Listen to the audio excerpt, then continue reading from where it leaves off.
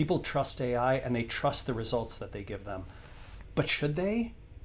Here's a very important question. If something terrible happens and you need to ask what are the best cancer care hospitals on the West Coast, Google AI or ChatGPT or Perplexity or any of the others will give you an answer. There's City of Hope and Fred Hutch and UCSF. But did you realize that if you ask exactly the same question again and again, you will get a different answer every time? Not just how the AI answers, but which ones they choose to put in what order, which ones are on the list, how they frame and phrase them.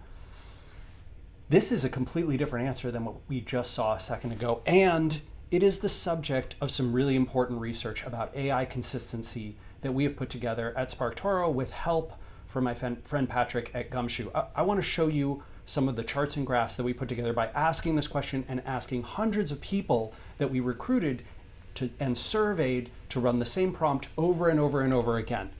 The variety of responses that you get is astounding.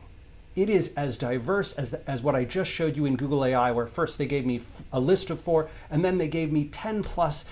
And so I built a bunch of graphs to show off exactly what this is. These pink dots on the scatter plot, that's showing the average number of mentions per response. So when it came to cancer care hospitals, right, cancer hospitals, you can see that the average number of mentions from Google AI was over 8. But when we were asking for LA Volvo dealerships to ChatGPT, it was only 3 on average. And the number of unique answers that you get in these, 211 answers from 99 responses for sci-fi novels, but only 9 Volvo dealerships across 83 responses in the data set. So it can just be all over the place. This, I think, is the slide that tells the story the best. If you want to get 2 answers that are exactly the same, you would need to ask, on average, Google's AI 124 times to get the same list. And if you wanted that same list in the same order, it would be even more. In fact, 3 times as many. For Claude, you'd have to ask more than 1,400 times in order to get the same list of responses in the same order on average. And I don't think people understand this. I don't think users understand it.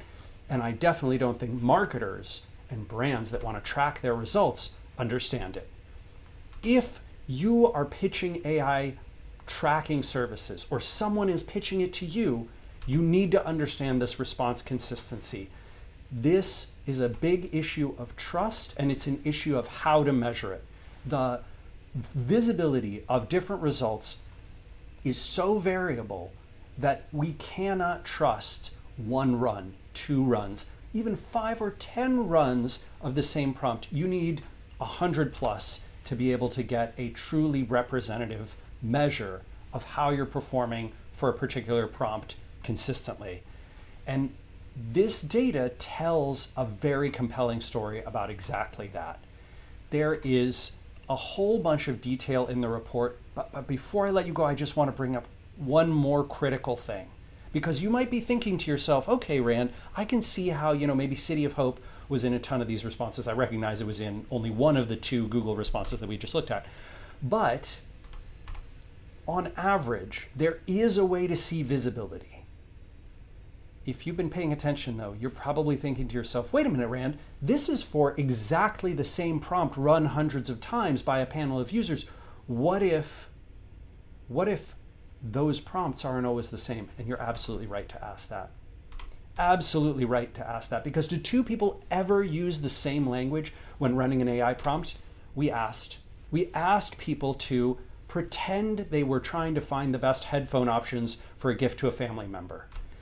And the list of responses that we got, 142 different ones, every single prompt was different. In fact, it was so different that I created this semantic similarity heat map using pairwise correlation, which is a sort of scientific measure of the difference between 2 pieces of text.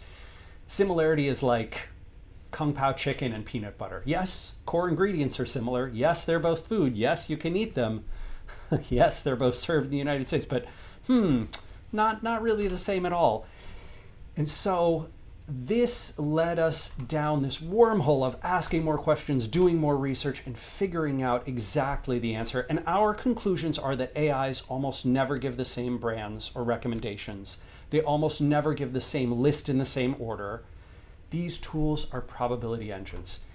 If you want to measure AI responses and your position in them, it is reasonable to do so with that sort of dartboard-like pattern of visibility percentage, assuming you're running the reports often enough and many, many times over.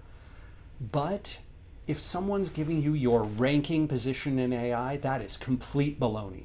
And if they're expecting that every human being is crafting prompts similarly, that is total crap too. The results change dramatically depending on what exactly you ask.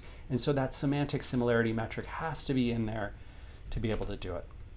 I hope people are going to follow up on this research. I hope you'll check out the full research report, but hopefully this overview has been edifying and you'll make better decisions around your usage and trust of AIs in the future, and certainly how you track your brand or advise people to track their brands in AI tools.